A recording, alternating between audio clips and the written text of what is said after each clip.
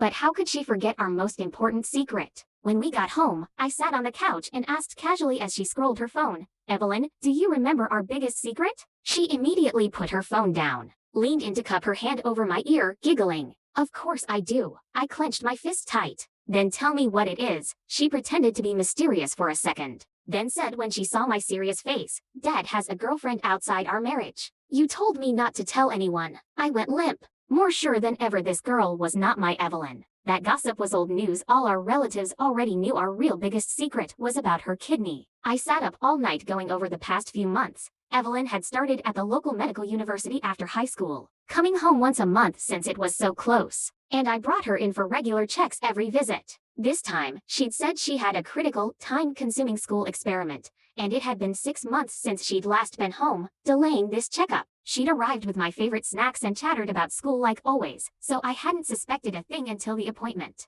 The next morning, she appeared in a brand new athletic set, tugging me toward the door for a morning run. I did love morning runs, and Evelyn always tagged along when she was home. But she never actually ran. She always rode her electric scooter alongside the path or waited for me at the finish line. Because I'd warned her strenuous running was too risky with her single kidney, this girl challenged me to a race and took off sprinting, never knowing my real daughter would never run with me. I didn't confront her, scared I'd put the real Evelyn in danger. That evening, her birthday, I made a meal and bought a cake, and spotted the diamond bracelet I'd saved for months to buy her for 18. Its stones looked recently reset, with one clearly missing. I snuck out to call her best friend Charlotte, but a hostile man answered saying Charlotte had gone abroad and to stop calling. I called her advisor, who said Evelyn had taken 2 weeks leave for an experiment at the remote Singularity Lab on the North Mountain, and hadn't been back to class since. I left a note pretending to leave for a work trip, drove 3 hours to the mountain, hiked 2 hours up to the overgrown, rusted-shut lab,